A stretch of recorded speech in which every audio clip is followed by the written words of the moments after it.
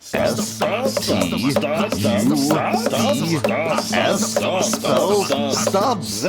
Stubs. The next award is The Brooks, named after Mel Brooks.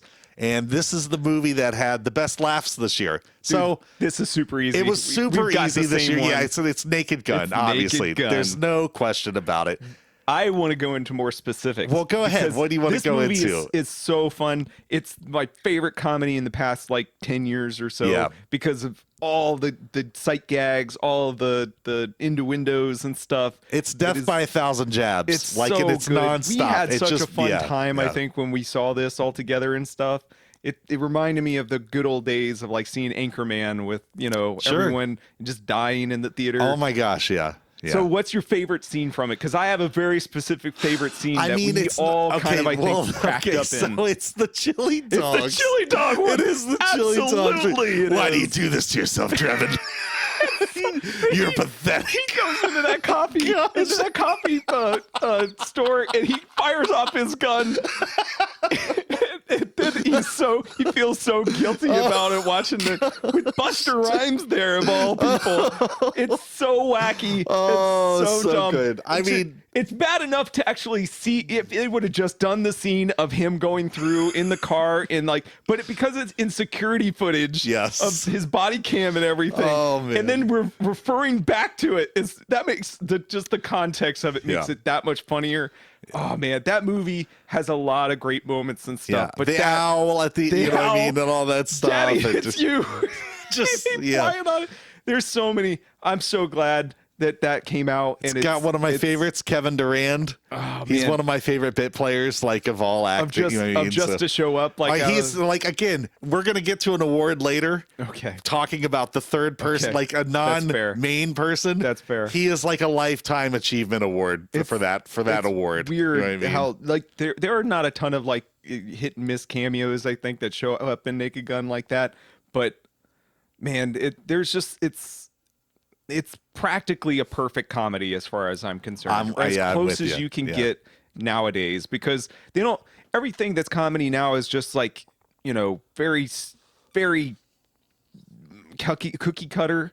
This really went back to old school mentality. That was what we should continue to have nowadays. Yeah, relentless deadpan with an occasional giant swing of especially since it got into the theaters. They don't release comedies in theaters anymore. Yeah. So this hopefully starts off a new trend. So next year we get scary movies. So hopefully that comes back around again. Yeah. I mean, other than that, there weren't really other comedies that, there's plenty of movies that have jokes and moments and all that, but this was the only outright comedy I think I really saw. From beginning to end comedy, man. But with that said, well deserved, just like you said. I'm glad that this one gets an award of some kind, acknowledgement. More people should see it. That's right. Watch The Naked Gun 2025. It's amazing. That's right. All right. So the next award we have up is called the Henson.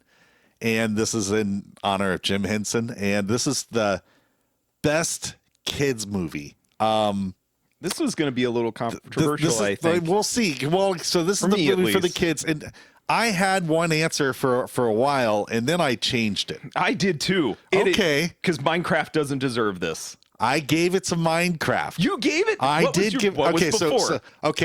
How to Train Your Dragon live action. Okay, well, that's a terrible choice anyways, because that movie shouldn't exist, and because there's only one true blue version of that movie. That's fine. There's a reason why I dropped it out of there. I disagree with, because Minecraft is not meant for kids. Minecraft is meant for the close to 20-year-old Gen Z kids that grew up with Minecraft. It was not created for a younger audience. There's a billion videos. Just like Five Nights at Freddy's is not created for there's a billion TikTok videos out there that would disagree, and that's pretty much. And those are kids that all grew up with it. 20-somethings. They're teenagers, kids. man. No, I don't think so. Teenagers. They fell into it, I think, because of the fad. Minecraft is still a widely played game amongst kids. We're just old. You can't. You just can't understand. It's telling you, buddy. Kids still play Minecraft. Minecraft is 25 years old. 15 years old. I don't think so. Probably 15 to 17 years old, I bet.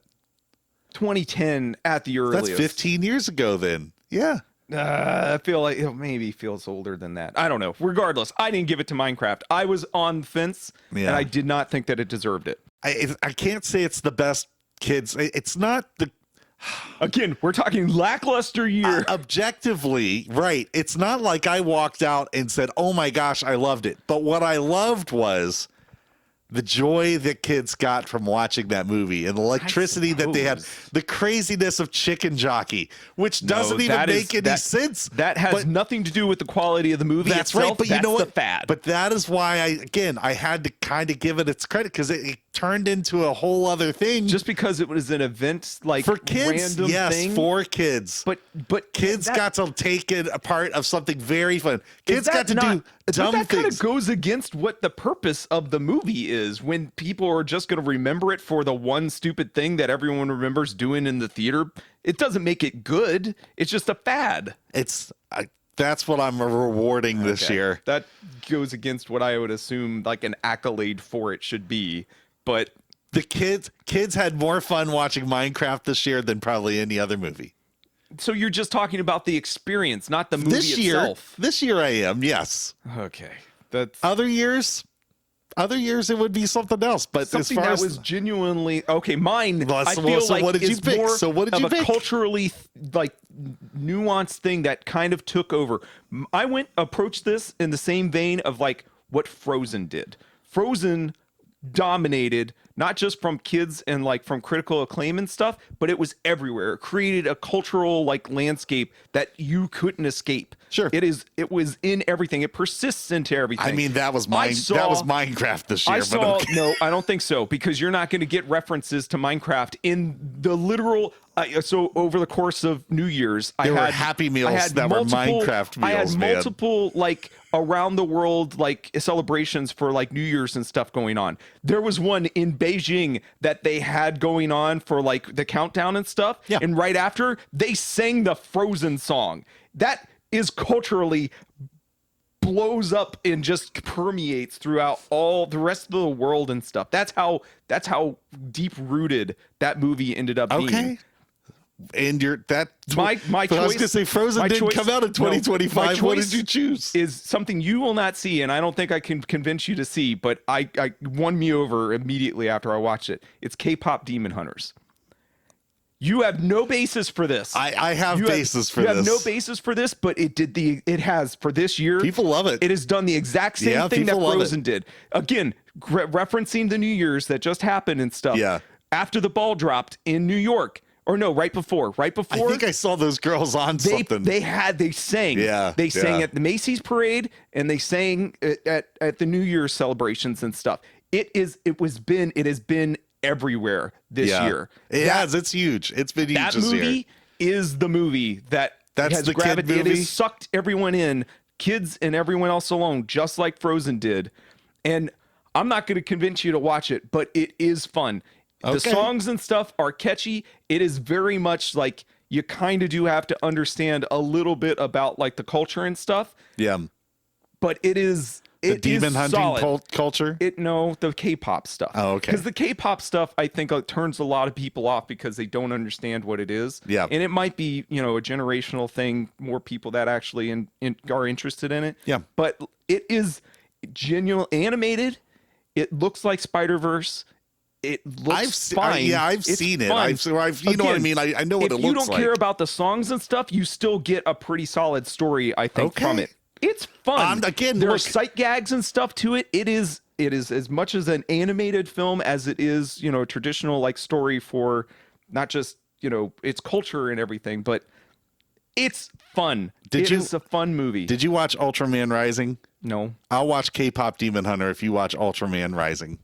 So we wrapped up Minecraft, my choice for the Henson this year. K-pop Demon Hunter, Pessimist Prime's pick for best children's movie of the year. Nothing else to say. That's fine. Feel like my point I'm not opposed to it. I will watch. I will Ultraman, say this: though. It's not something that I've been against. It's just haven't had the time to. No, I get it. I totally understand. You giving the K-pop Demon Hunter thing kind of is like, okay, I might give it a shot. Jordan watched it, I think, and he was Jordan came home and he was like, It was pretty good. Again, I'm like, it's probably really good, and you're just a little embarrassed that it's as good as it is. I Right? would totally. I'm at this point in time now where I do not feel embarrassed about anything Well, that's anymore. fair. So like, Yeah, it yeah. is. I've watched it. I admit that it has something. It has something that is either, transcends culture and stuff that is just crazy appealing, and it's fun, man. It is fun.